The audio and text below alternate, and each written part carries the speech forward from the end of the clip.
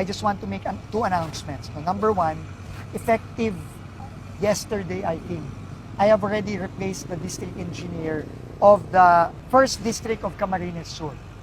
No, because we need to make our people accountable. We already ordered all districts and regions nationwide na kailangan maging very, very strict tayo sa standards ng safety.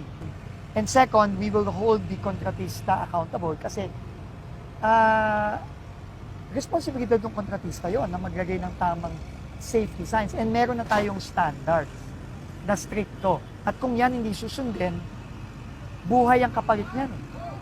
No? In some cases, buhay ang kapalit niyan. And really, it's unacceptable. No? So, kailangan may managot dito. No? So, this is without prejudice pa to future cases that can be filed against both the kontratista and the people involved.